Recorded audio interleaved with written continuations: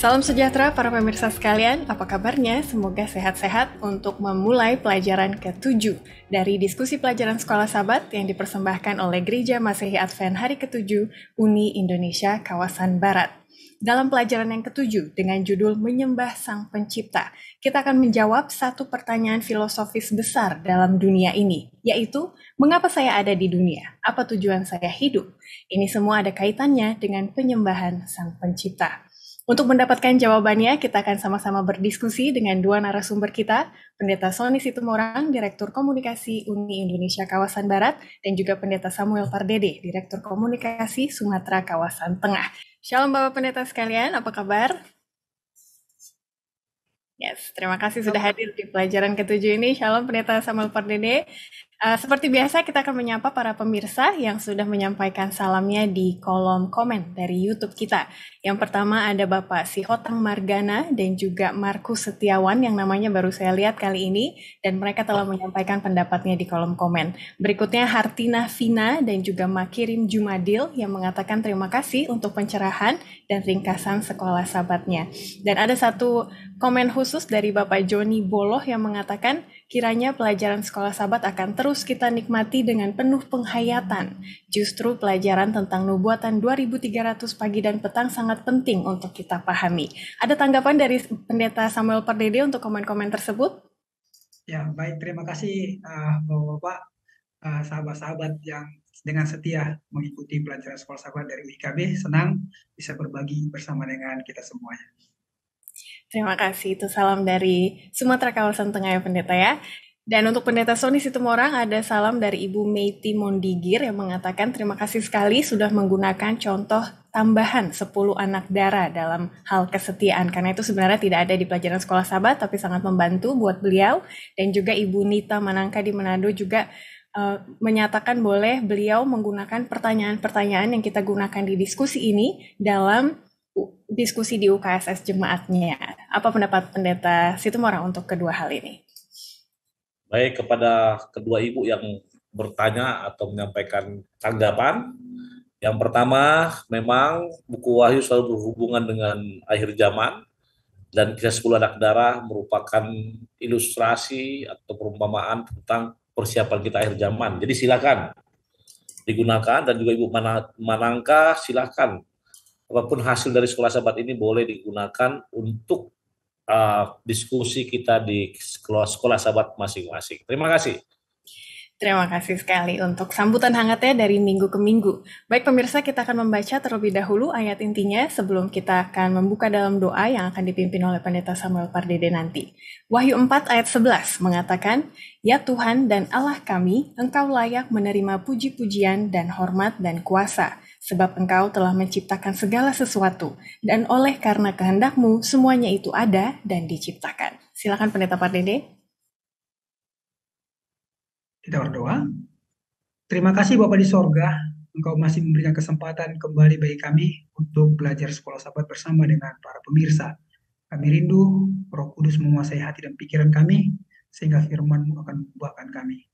Biarlah Bapak Engkau memberkati semua pemirsa. Kami percaya berkat Tuhan akan menjadi bagian kami semua. Ampuni kami apa-apa dari salah dosa pelanggaran kami, dalam nama Yesus kami berdoa. Amin. Amin. Baik pemirsa, mari kita berdiskusi bersama dan seperti biasa, dua pertanyaan yang telah masuk di pelajaran minggu lalu akan kami bahas di akhir dari episode kali ini. Jadi tetaplah bersama kami. Dalam topik hari Minggu dengan judul Teman dalam Kesengsaraan. Memang pertanyaan seperti mengapa ya saya ada di dunia ini biasanya muncul ketika kita sedang kesusahan. Begitu ya Pendeta Samuel Pardede. Tapi di sini kita mendapatkan pengharapan karena mengikuti Yesus di dunia ini menjadi orang Kristen, ada jawaban yang bisa kita dapatkan dalam kesengsaraan atau untuk menjawab pertanyaan mengapa saya ada di dunia ini. Silakan Pendeta Samuel Pardede boleh memulainya. Ya, baik. Terima kasih buat kita semuanya ya. Ada satu hal yang sangat menyenangkan pada pelajaran sekolah sahabat kita ini. Ya. Kita bersyukur mempunyai Allah yang Maha Kuasa, Allah pencipta langit dan bumi, yang bukan hanya menciptakan kita, tapi dia juga adalah teman ya dan sahabat bagi kita. Dia mengenal kita. Bahkan dalam pelajaran sekolah sahabat yang kita pelajari ini, ya, dia memberikan pengharapan bagi kita dari generasi ke generasi. Bahkan pada kita sekarang ini.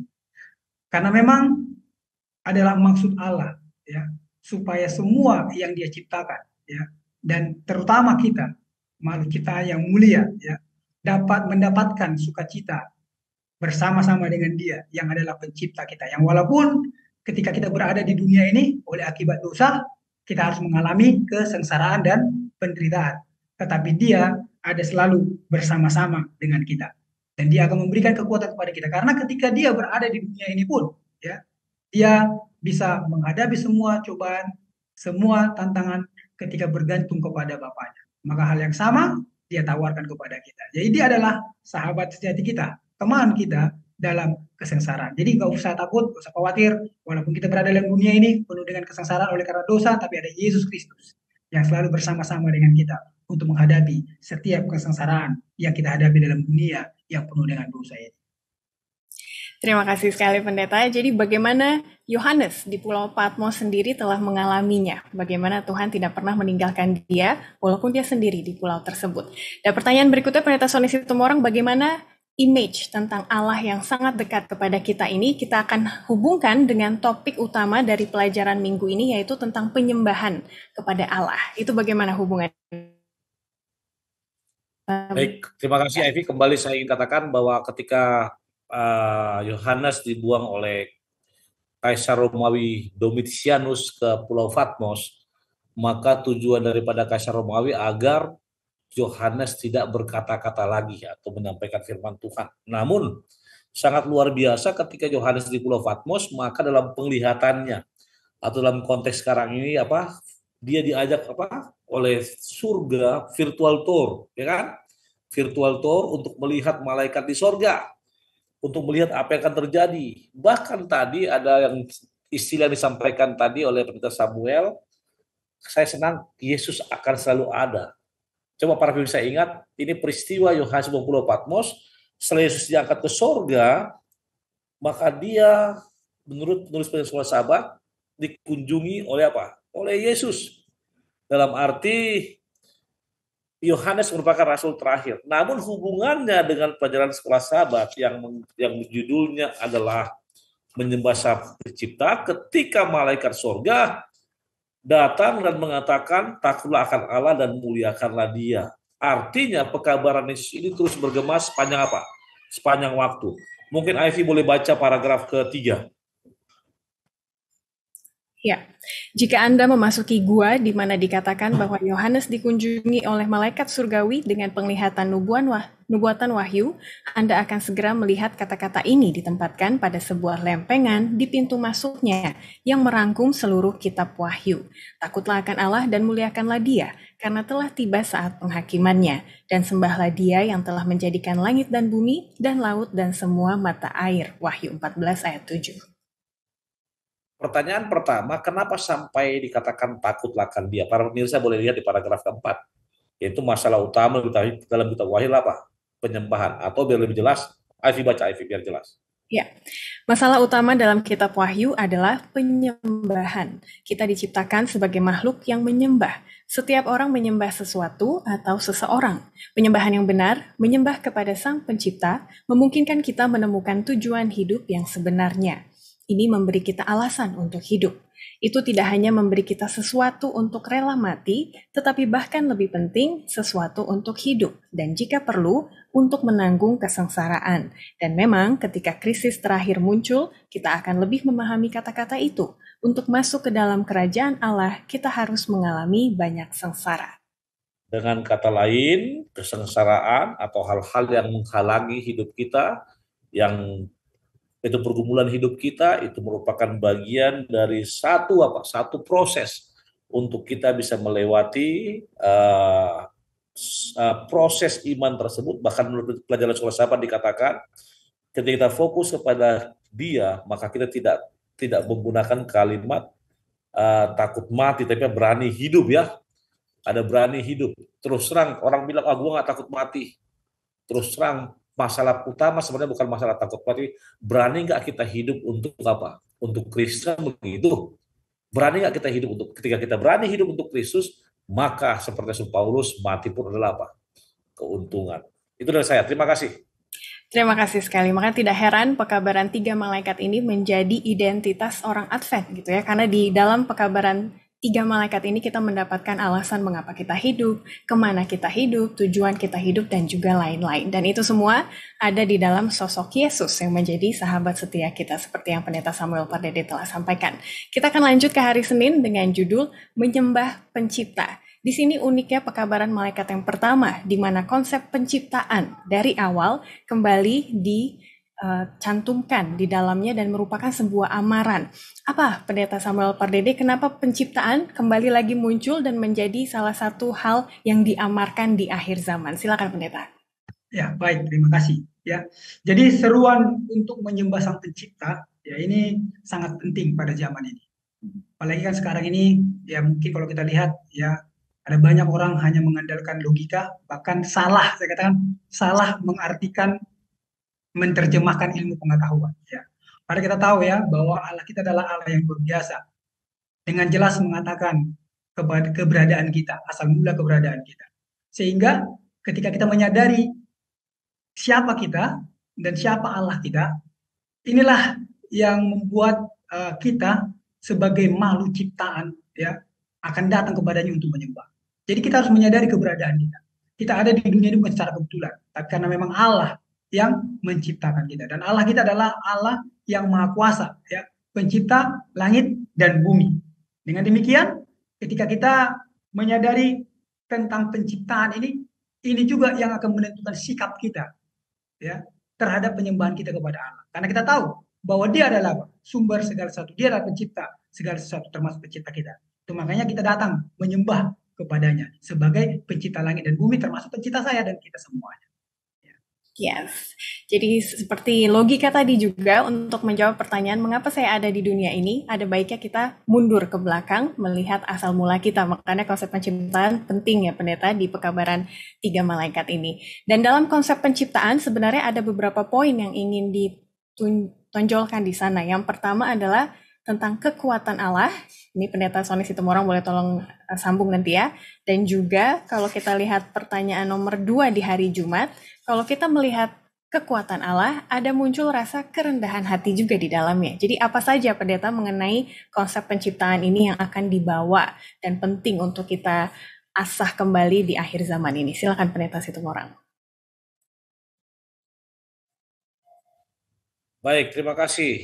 Menyembah pencipta. Di balik kekuatan ada kerendahan hati. Benar.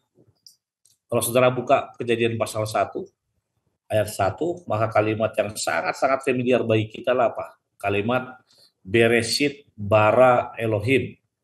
Kata bara tersebut ada di sini ya, di paragraf kedua. Kata bara ini to create, ya. Create, ya, to create. Jadi in the beginning God created heaven and earth, ya.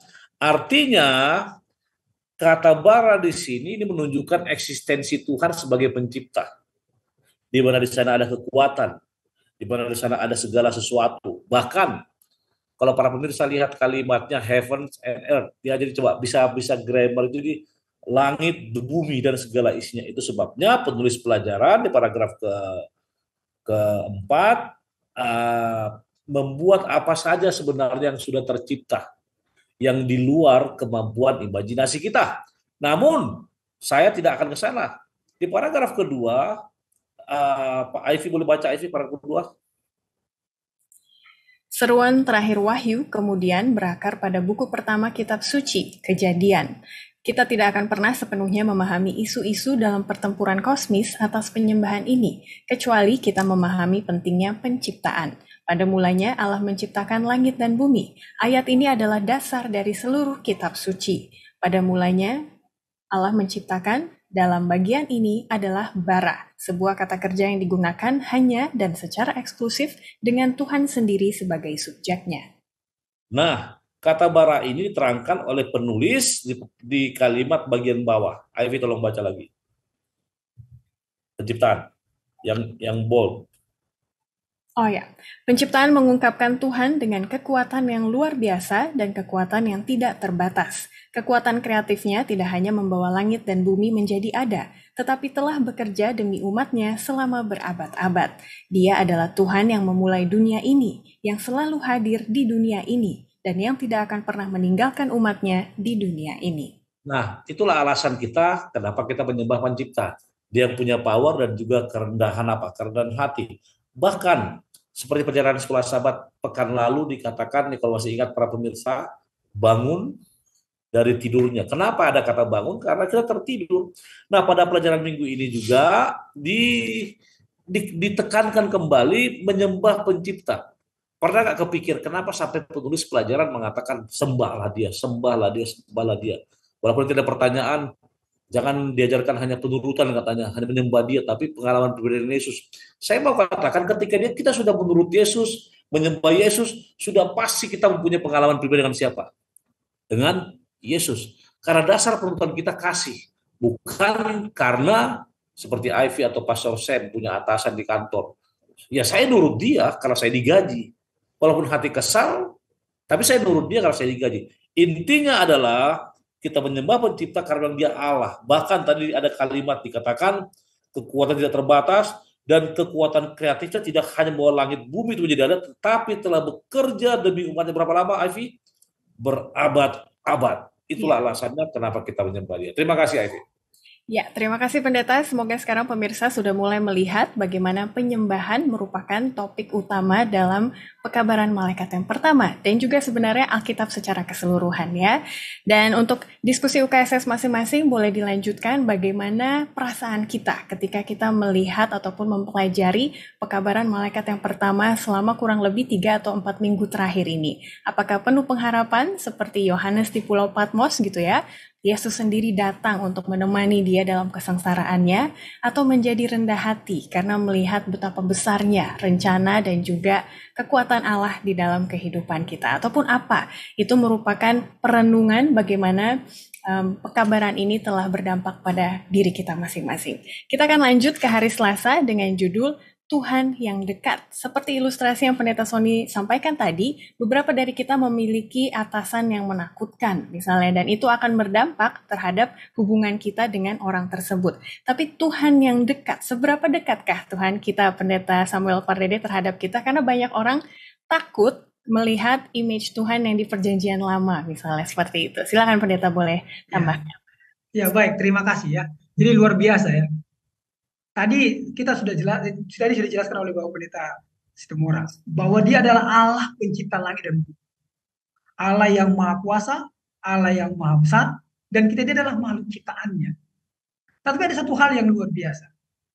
Memang kalau dibandingkan dengan banyak ciptaan yang lain, sebenarnya siapalah kita ini? Allah kita adalah maha kuasa. Tadi sudah dijelaskan. Bukan hanya matahari, bulan, bintang, ya, seluruh alam semesta dia yang ciptakan.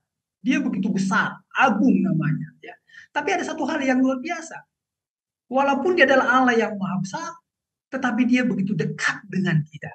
Ya. Bukan hanya sekedar dekat, begitu intim dengan kita.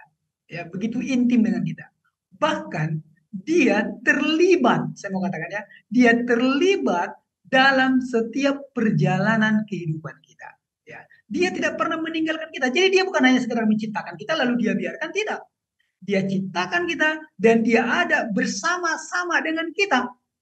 Ya. Dan tidak pernah sedetik pun dia meninggalkan kita. Itulah saking dekatnya kita dengan dia. Sama seperti yang dialami oleh bangsa Israel. Ya. Bahwa Allah campur tangan dalam setiap persoalan kehidupan kita. Sebenarnya pada zaman ini pun dia masih berlaku sama. Ya. Serahkan semuanya kepadanya. Karena dia adalah Allah yang maha kuasa. Bayangkan dia adalah pencipta langit dan bumi. Dan dia bersedia datang dekat kepada kita. Sekarang pertanyaannya justru bukan Allah yang mau dekat sama kita, tidak. Maukah kita dekat dengan dia? Karena memang Allah rindu dekat dengan kita. Ketika dia ciptakan kita, dia mau dekat dengan kita. Nah, persoalannya adalah apakah kita mau dekat dengan dia? Oleh sebab itu, apa buktinya kalau kita dekat dengan dia? Serahkan seluruh kehidupan kepadanya. Percayakan semuanya kepadanya. Karena memang dia adalah Allah yang menciptakan kita. Bahkan saya mau katakan, dia lebih tahu apa yang kita butuhkan daripada kita sendiri. Bahkan dia lebih mengerti ya kita daripada diri kita sendiri. Karena memang dia yang menciptakan kita. Jangan lupa dia yang menciptakan kita. Dia tahu seluk-beluk kita. Dia tahu siapa kita. Bahkan dari ketika kita masih apa kata dalam kitab Mazmur, ketika kita masih dalam apa kata dalam kandungan ibu kita, dia sudah tahu siapa kita. Itulah saking dekatnya dia dengan kita. Oleh sebab itu mari sambut ya, sambut kehangatan kasih Tuhan ketika dia mau dekat dengan kita, maka kita pun apa? Mendekat kepadanya. Dengan demikian kita akan merasakan betapa luar biasanya Allah kita, Allah yang Maha Kuasa itu dalam kehidupan kita. Terima kasih Kak Evi. Amin, luar biasa. Terima kasih pendeta sudah membawa kita untuk merenung seperti apa image Tuhan yang kita rasakan selama ini di dalam kehidupan kita. Kita akan lebih membahas dua istilah yang doktrinal, kalau boleh dibilang pendeta Sony Situmorang ya, transendensi Tuhan dan imanensi Allah. Bagaimana dua konsep ini menjelaskan tadi hubungan yang telah pendeta Samuel Pardede jelaskan di awal. Silakan pendeta. Baik, terima kasih. Jadi saya tidak tahu kenapa penerjemah menggunakan kata tetap transcendent dan juga imanensi. Itu bahasa Inggris. Benar. Apa itu imanensi atau transendensi kan bahasa Indonesianya? Ketika kita berbicara mengenai transcendence, maka itulah Allah yang sempurna. Ya, kesempurnaan, berbeda, atau bisa kita katakan Tuhan itu sangat berbeda sehingga semua yang kita katakan tentang Dia tidak bisa kita jangkau. Sedangkan imanensi, kalau saudara lihat kalimat di sini, ini mengarah kepada bagaimana dia bisa memanifestasikan dirinya dalam segala apa? Dalam segala sesuatu, dalam segala hal. Atau biar lebih jelas, Ivy baca paragraf kedua. Ya. Para teolog berbicara tentang transendensi Tuhan. Ini adalah gagasan bahwa Tuhan ada di atas dan secara menyeluruh pada semua ciptaan. Tetapi mereka juga berbicara tentang imanensi Allah. Ini adalah gagasan bahwa Tuhan juga entah bagaimana ada di dalam dunia kita. Dan seperti yang ditunjukkan oleh sejarah Alkitabiah, juga terlibat secara rumit dan erat di dalamnya. Meskipun Tuhan berdiam di tempat yang tinggi dan suci, Dia juga bersama-sama orang yang remuk dan rendah hati. Seperti yang Yesus sendiri katakan, berbicara tentang pengikut-pengikutnya yang setia. Aku di dalam mereka dan engkau di dalam aku, supaya mereka sempurna menjadi satu, agar dunia tahu bahwa engkau yang telah mengutus aku dan bahwa engkau mengasihi mereka sama seperti engkau mengasihi aku. Tidak ada yang lebih intim dan dekat dari itu. Baik, dari bacaan Ivy tadi kita melihat bagaimana Tuhan bisa memanifestasikan dirinya dalam berbagai bentuk. Tuhan juga bisa hadir karena dia sesuatu yang istimewa, yang sempurna, kapanpun itu, sehingga ada lagi pertanyaan bagi kita tentang apa? Tentang eksistensi Tuhan. Ya, artinya sama seperti dibaca tadi, meskipun Tuhan berdiam pada diri suci, dia juga bersama-sama dengan orang yang remuk dan rendah hati, yang kita kenal dengan nama omnipresent, omnipotent. Ya, masih ingat dia? Ya. Jadi artinya maha tahu, maha hadir, maha kuasa. Oke?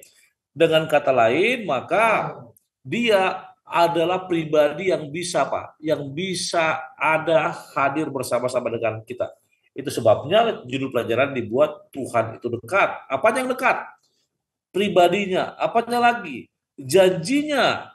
Untuk di paragraf ke-3 bagian B dikatakan dia berjanji untuk menjadikan kita kembali, membentuk kita, mengubah kita menjadi serupa dengan gambarnya. Bahkan dikatakan juga dia juga senantiasa ada bersama dengan kita. Bahkan yang paling luar biasa dikatakan, sama seperti engkau mengasihi aku, engkau juga mengasihi mereka.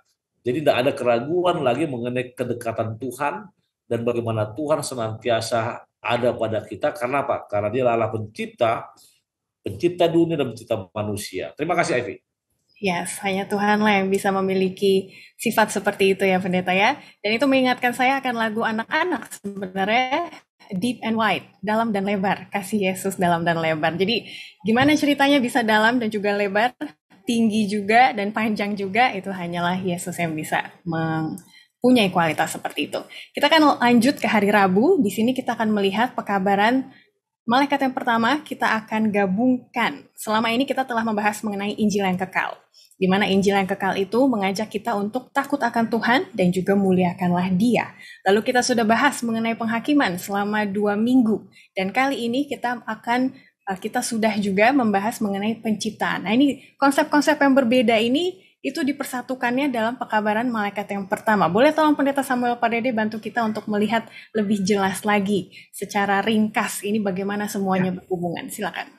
Baik, terima kasih ya. Jadi kalau kita lihat dalam pelajaran sekolah sahabat, dan ini mungkin sudah dibahas juga beberapa minggu yang lalu ya, Injil, penghakiman, dan penciptaan. Karena memang dalam pekabaran malaikat yang pertama, ya semuanya disatukan dan sangat terkait satu sama lain. Dikatakan ketika kita berdiri di hadapan pencipta kita dalam penghakiman, hanya Injil, kemarin kita belajar kan, hanya Injil yang memberikan apa? Pengharapan. Ya, jadi ketika kita, kabar baiknya adalah, jadi kenapa kita nggak perlu takut penghakiman? Karena ada Injil. Nah itu dia. Injil kan kabar keselamatan, kabar baik. Yesus mati buat kita, menebus kita. Jadi ketika ini Injil diberikan kepada kita, maka kita nggak perlu takut menghadapi penghakiman. Penghakiman akan menjadi persoalan bagi kita kalau tidak ada Injil. Tapi puji Tuhan, adanya Injil ya membuat kita berbahagia, bersukacita ketika ada penghakiman. Karena ada jaminan, ada pengharapan, ya. Dan satu hal lagi, ya, yang memberikan jaminan ini adalah Allah pencipta langit dan bumi. Allah pencipta langit dan bumi. Itu makanya kita bisa menaruh semua harapan kita kepadanya. Karena dia adalah Allah yang nyata. Bukan imajinasi seperti yang dilakukan oleh para kaum evolusioner. Ya, dia adalah Allah yang nyata, pencipta langit dan bumi. Dengan demikian, ya, ketika kita mencermati apa yang dikatakan dalam pekabaran malaikat pertama ini, Injil, penghakiman, dan penciptaan merupakan satu kesatuan yang bisa memberikan kekuatan kepada kita sebagai makhluk ciptaannya ketika menghadapi penghakiman. Ya, saya rasa itu Kak Evi.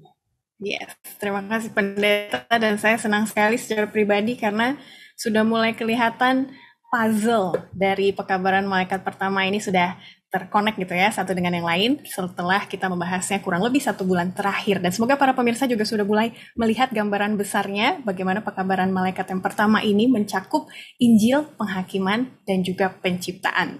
Nah, untuk lebih ringkasnya lagi Pendeta Sony Situmorang, konsep Injil, penghakiman, dan penciptaan ini ada di satu sosok, yaitu sosok Yesus sendiri. Boleh Pendeta tolong jelaskan bagaimana pekabaran malaikat yang pertama ini bisa kita lihat hidupnya di dalam Yesus? Takutlah akan Allah dan muliakanlah Dia. Oke. Kemudian tulis pelajaran mengatakan Injil, penghakiman, dan penciptaan. Sekarang saya mengajak kita berpikir sederhana ya. Konsep utama Injil apa? Apa kabar baik itu? Yesus Kristus. Oke. Yang kedua, ketika penghakiman tiba, siapa pemeran utama? Kembali Yesus Kristus. Kita pelajari kemarin 1844. Yesus pindah dari bilik yang suci ke bilik yang maha suci secara sistem. Oke, kembali Yesus. Oke. Tapi kebanyakan orang lebih fokus kepada angkanya 2003 petang dan pagi dimulai tahun 457 dibanding ke persiapannya. Saya katakan para pemirsa, ketika kita belajar 2300 petang dan pagi, mari kita fokus kepada persiapannya, apa yang kita siapkan daripada hanya menghafal-hafal angka. Oke, saya mau katakan, daripada menghafal angka, ingat persiapannya. Karena sekolah saya mengatakan bangun dari tidur. Kamu sudah punya pengetahuan. Nah, kembali penghakiman adalah siapa? Yesus. Lalu penciptaan. Siapa lagi pemeran utama? Kembali Yesus. Kenapa saya katakan ketika penciptaan terjadi, maka sudah ada rencana keselamatan. Lalu bagaimana mengkaitkan mereka? Para pemirsa bisa melihat paragraf ketiga, bahkan saya ingin melihat di paragraf kelima, ketika semua Injil, penghakiman, penciptaan ini berfokus kepada salib, ya, kepada salib itu sendiri. Di salib itulah saya ingin katakan, kalau ibarat kita nyuci baju, saudara, kain diperas, maka inti dan adalah salib. Apa? Tidak akan ada ketiga ini, tidak akan berfungsi semua ini kalau tidak ada salib. Buktinya apa? Injil Yesus, penghakiman Yesus di sana, penciptaan Yesus. Dan untuk bisa semua itu apa? Manusia menerima kasih karunia dari surga karena siapa? Kematian siapa, saudara? Kematian Kristus. Jadi pekabaran mengenai Allah sebagai pencipta sangat terhubung kepada tiga hal ini, di mana manifestasi ketiga kalimat ini mengarah kepada Yesus sendiri. Bahkan dikatakan, coba saudara baca, Ivy, baca paragraf ketiga, Ivy. Keempat. Siap. Lihatlah betapa eratnya ikatan Yesus sebagai pencipta dengan Yesus sebagai penebus. Saat perannya sebagai pencipta dikecilkan, seperti yang pasti dilakukan oleh evolusi, perannya sebagai penebus kita juga dipertanyakan. Yesus datang untuk menebus kita dari dosa, dari kematian, dari penderitaan, dan dari kekerasan. Apakah dosa, kematian, penderitaan, dan kekerasan seperti yang diajarkan evolusi adalah sarana penciptaan itu sendiri? Tuhan menebus kita dari proses yang Dia gunakan untuk menciptakan kita. Ini adalah kebohongan yang berbahaya. Oke, itu masih lanjut. Tapi nanti sudah bisa baca lanjut. Namun inti coba lihat, perhatikan kalimat di tiga-tiganya ada apa? Peran Yesus. Itu dari saya. Terima kasih.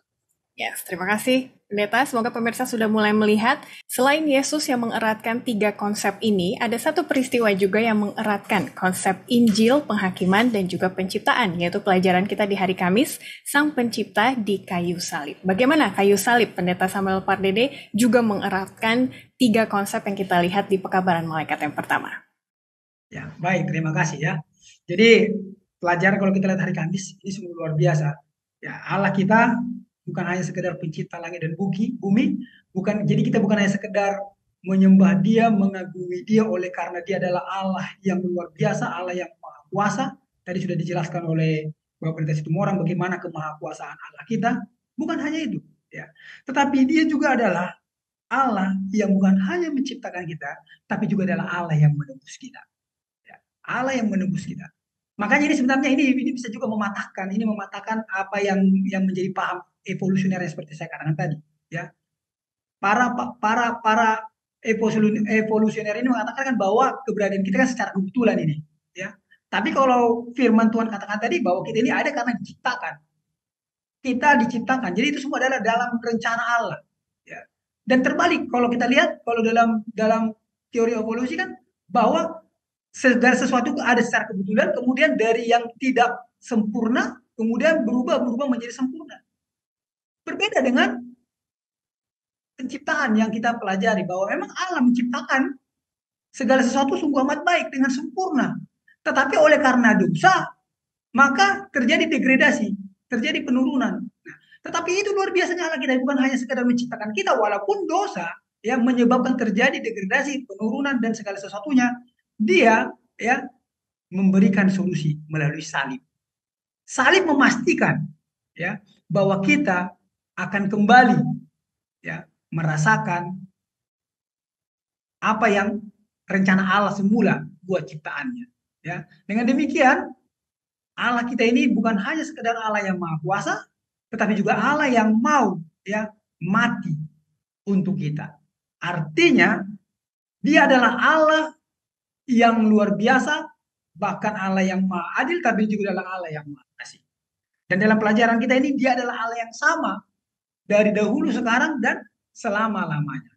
Jadi mari, ya kembali saya katakan tadi, mari kita datang kepadanya. Menakjubkan, Allah kita ini sungguh Allah yang menakjubkan ya. Bagaimana mungkin Allah pencipta langit dan bumi, tapi Dia juga adalah Allah yang mati untuk menebus kita dari setiap dosa pelanggaran kita. Saya rasa itu sedikit Kak Ivy. Terima kasih. Yes, terima kasih, sudah jelas sekali. Jadi kita kembali mengingat bahwa kematian Yesus di kayu salib adalah peristiwa tengah-tengah dari 2300 petang dan pagi ya saudara-saudara, dan minggu ini juga sudah ditekankan kembali pentingnya peristiwa tersebut dalam pekabaran malaikat yang pertama. Kita akan lanjut di pertanyaan pertama hari Jumat, Pendeta Sony Situmorang. Jadi bagaimana dan mengapa tidak cukup kita diciptakan oleh Tuhan, tapi kita juga ditebus oleh Tuhan. Nah ini menanggapi dua konsep ini. Silakan Pendeta tambahkan. Baik, terima kasih. Untuk memulainya, ingat di hari Kamis paragraf pertama, Kejadian 1:26, ya. Ada kalimat, baiklah kita menjadikan manusia menurut gambar dan rupa kita. Ya. Itulah oknum saya di kayu salib yang berseru apa? Eloi lama sabachthani. Oke? Lalu bagaimana kita membutuhkan janji penebusan ini? yaitu kita diciptakan, ya kita juga ditebus. Nah, kita kembali ke awal, setelah manusia diciptakan, kita jatuh, kan kita jatuh. Kemudian bagaimana manusia jatuh, apakah itu selesai? Saya sudah katakan tadi di pelajaran sebelumnya, bahwa ada rencana keselamatan. Namun ketika kita jatuh, apa yang harus kita lakukan? Ingat, janji penebusan ada, dan kita sudah lewati, tadi Ivy sudah katakan, di antara 2003 pagi ada apa? Penebusan, ketika Yesus mati di kayu salib. Namun, ketika itu terjadi, maka apakah kita masih butuhkan sesuatu? Ya, sama seperti ini. Ketika Yesus mati di kayu salib, maka saudara masing-masing, saya sering katakan, sudah menerima tiket ke surga. Oke, yang dibutuhkan tinggal apa? Tinggal, apa saya katakan, tinggal penurutan. Yang kedua, menghidupkan karakteris dalam hidup kita. Hanya masalahnya, tiket di tangan Anda, kalau Anda tidak pergi ke sana, Anda tidak punya keinginan, Anda tidak mau, maka Anda tidak akan bisa sampai di sana. Dulu saya katakan seperti orang nonton bola, tiket tangan Anda, tapi kalau Anda tidak pergi ke stadion, Anda akan bisa nonton bola. Itu sebabnya pekabaran malaikat pertama datang. Oke, datang. Sekedar informasi, masih ingat malaikat di surga ada 2 jenis ya. Pertama, kerubium, itu di sekitar kerub, tata Allah. Yang kedua apa? Serafim. Itulah malaikat yang dikirim langsung ke bumi. Nah, saya percaya malaikat pertama datang dan kalimat yang dia katakan adalah apa? Takutlah akan Allah dan muliakanlah dia. Kenapa? Afi boleh baca paragraf ketiga. Pekabaran malaikat pertama untuk menyembah Sang Pencipta datang setelah salib. Setelah diketahui oleh alam semesta yang menyaksikan dan para pengikut Kristus bahwa Dia yang menjadikan langit dan bumi, laut dan mata air adalah pribadi yang sama, yang meskipun menjadi Tuhan, mengambil rupa seorang hamba untuk menjadi sama dengan manusia. Dan dalam keadaan sebagai manusia, Ia telah merendahkan dirinya dan taat sampai mati, bahkan sampai mati di kayu salib. Perhatikan kalimat dalam keadaan sebagai manusia. Siapa dia? Yesus. Siapa dia? Yang tadi kita bahas, bahwa Injil kekal, penghakiman dan penciptaan. Bahkan merendahkan sampai mati di kayu salib. Untuk siapa? Untuk saudara. Bayangkan, juru sekolah sahabat mengatakan Sang Pencipta di kayu salib. Sebenarnya itu sama dengan adalah Sang Pencipta di kayu salib sama dengan kasih Allah kepada manusia, atau sama dengan the greatest gift of heaven to the world, atau sama dengan saudara bisa sebutkan. Namun intinya, ketika Anda jatuh, ketika kita berdosa, ketika kita hilang, maka judul pelajaran pertama tadi, Tuhan itu dekat, Tuhan itu ada, Dia mengunjungi kita, terimplementasi dalam kalimat ini. Apa? Itu merupakan Dia yang oleh darahnya kita ditebus, dan kita bisa apa? Melakukan aktivitas, bahkan dikatakan untuk kembali menyembah pencipta kita. Kenapa saya gunakan kata kembali? Karena ada kecenderungan kita jauh dari siapa? Dari pencipta kita. Dan ketika kita menyembah Dia, tolong diingat, bukan hanya berfokus kepada penurutan. Seperti saya katakan, ketika saudara menyembah Dia, sudah pasti Anda memiliki pengalaman bersama-sama dengan siapa? Yesus. Itu dari saya, Ivy. Terima kasih. Amin. Terima kasih Bapak Pendeta sekalian. Jadi kita sudah bisa menjawab ketika dipertanyakan mengapa saya ada di dunia ini. Yang pertama, karena Tuhan yang menciptakan saya. Dan yang kedua, karena Tuhan yang sudah menebus saya. Semoga itu akan menjadi sebuah gambaran dan juga tujuan hidup kita di dunia ini. Untuk menyimpulkan pembahasan kita dalam pelajaran yang ketujuh ini, saya akan arahkan kepada pertanyaan di tengah dari hari Kamis. Bagaimana kita menanggapi ungkapan kasih Tuhan yang luar biasa ini? Jadi pekabaran malaikat pertama bukan sekedar amaran, tapi merupakan pekabaran kasih gitu ya. Bagaimana ajakannya supaya kita hidup sesuai dengan pekabaran malaikat yang pertama? Boleh saya mulai dari Pendeta Sony Situmorang terlebih dahulu?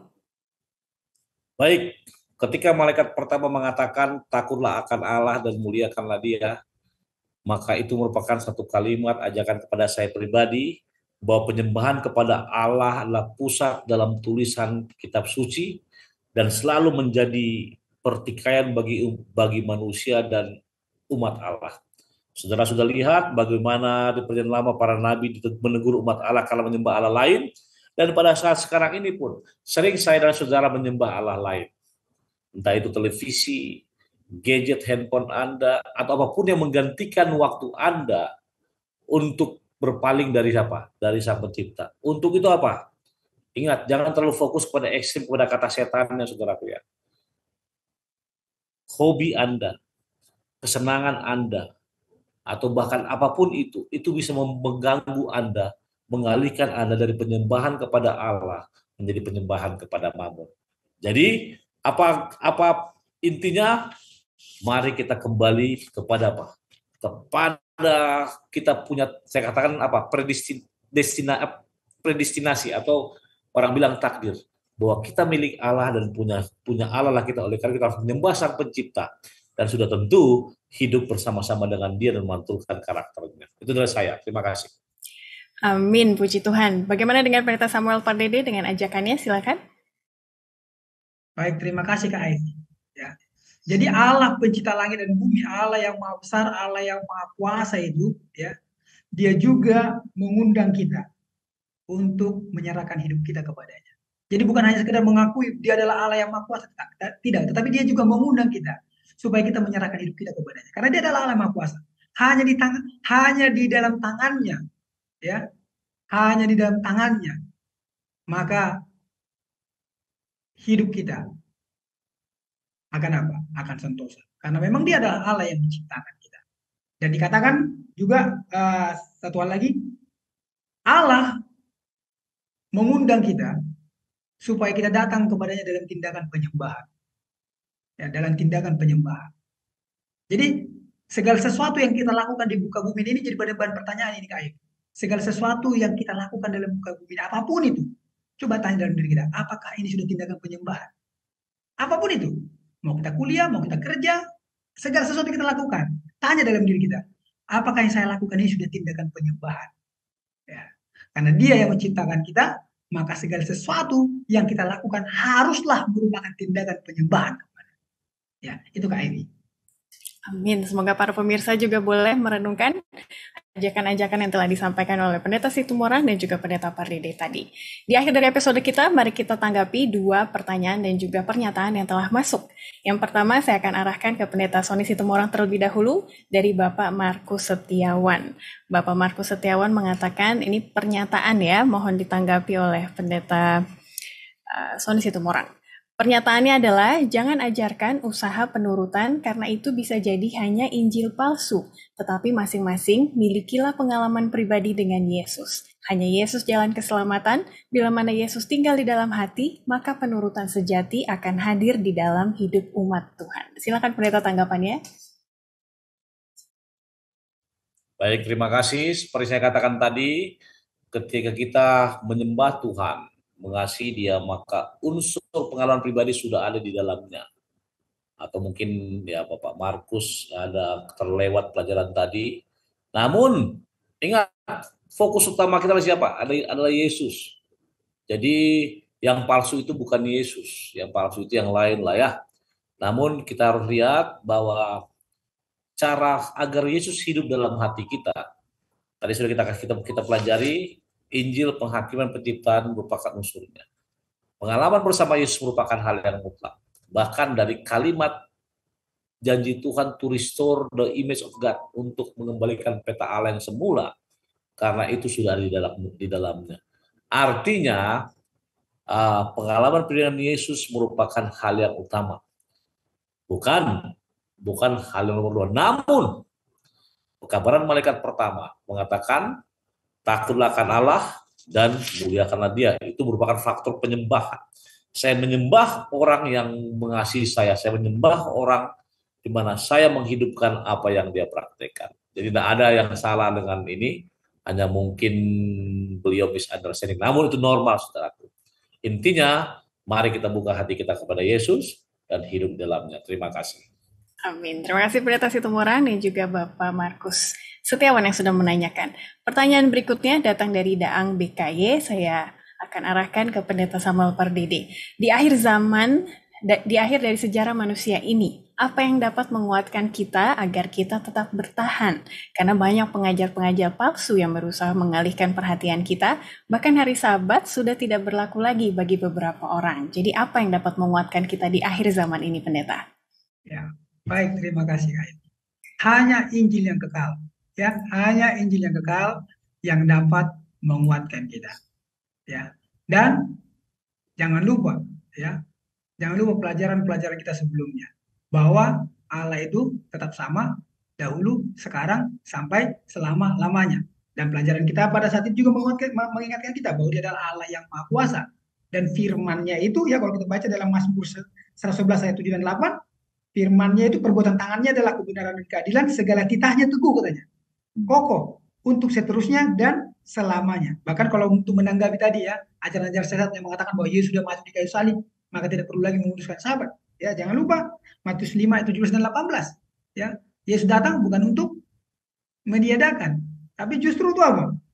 Untuk menggenapinya. Ya, jadi memang hanya Injil kekal, ya, hanya Injil kekal yang dapat menguatkan kita pada akhir zaman ini untuk tetap bisa bertahan. Ya, itu demikian Kak Ayu. Amin. Terima kasih para pemirsa untuk partisipasinya. Kami tunggu kembali pertanyaan dan juga pendapatnya di kolom komen dan kami akan tanggapi di pelajaran yang berikutnya. Di akhir dari pertemuan kita, saya undang Pendeta Sony Situmorang untuk berdoa agar karya Tuhan dalam penciptaan juga dapat berlaku sekarang, karena Tuhan tetap menciptakan hati yang baru dalam kehidupan kita ya Pendeta ya. Silakan. Baik, kita berdoa. Bapa Semawi, terima kasih Tuhan karena berkat-Mu, terima kasih karena kasih-Mu, dan terima kasih karena penjagaan-Mu. Memberkati pelajaran sekolah sahabat dan rekan pelajari, demikian seperti hamba-Mu, Pastor Samuel dan juga Ivy, serta Daniel di belakang layar. Juga para pemirsa yang menyaksikan acara ini agar mereka semakin diberkati. Terpuji nama Tuhan, dan kami berdoa. Amin. Amin. Puji Tuhan untuk pelayanan Pendeta Situmorang dan juga Pendeta Pardede. Sampai bertemu lagi di kesempatan mendatang Pak Pendeta. Dan juga bagi para pemirsa, pekabaran malaikat yang pertama tidak berakhir di minggu ini. Karena minggu depan ada satu konsep penyembahan lagi, yaitu hari Sabat, yang merupakan isi dari pekabaran malaikat pertama yang akan kita bahas kembali. Jadi sampai kita bertemu lagi, Tuhan memberkati kita semua.